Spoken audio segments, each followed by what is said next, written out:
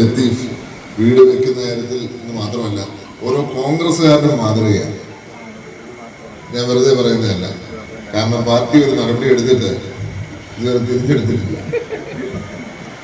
പക്ഷെ ഒരിടത്ത് പോയിട്ടുണ്ട്. എനിക്കറിയാം അദ്ദേഹത്തിന് പല ക്ഷണങ്ങൾ പല ഭാഗത്തു നിന്ന് വന്നിട്ടുണ്ട്.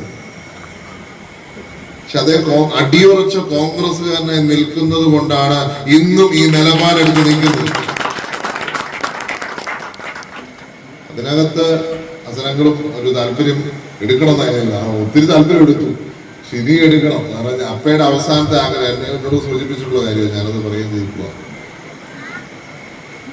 അതുകൊണ്ട് നമുക്ക് ഇവിടെ പാർട്ടിയെ ശക്തിപ്പെടുത്തുവാനും പാർട്ടിക്ക് കരുത്ത് വരുവാനും മറ്റുള്ളവരെ കരുതുവാനും ഇവിടെ മറ്റുള്ളവരെ കരുതുന്ന നേതാക്കന്മാരുടെ നിര നമുക്കുണ്ടാവും.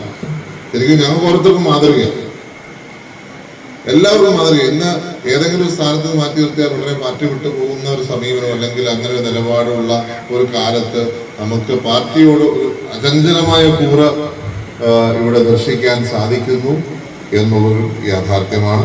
എല്ലാവിധമായ ആശംസകളും ഇതിനും നേരുകയാണ്. ഞാൻ പക്ഷേ കഴിഞ്ഞ ഓണത്തിന് പറഞ്ഞിരുന്നു എൻ്റെ ഫൗണ്ടേഷന്റെ വീട് നിർമ്മിക്കുന്നതിന് ചുമതല ഏൽപ്പിക്കുവാണ്. പിന്നെ ആളെ കണ്ടിട്ടില്ല. അത് കേട്ടോളം ഉള്ളു മാറി.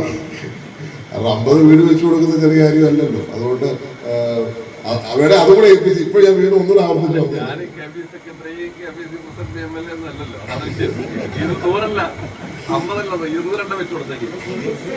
എല്ലാ ആശംസകളും ഒരിക്കൽ കൂടി ചേർത്തുകൊണ്ട് ഇനിയും അസനങ്ങൾ സൂചിപ്പിച്ച പോലല്ല 6 അല്ല 600 വീട് വെക്കുവാൻ ദൈവം അനുഗ്രഹം നൽകട്ടെ. നന്ദി, നമസ്കാരം.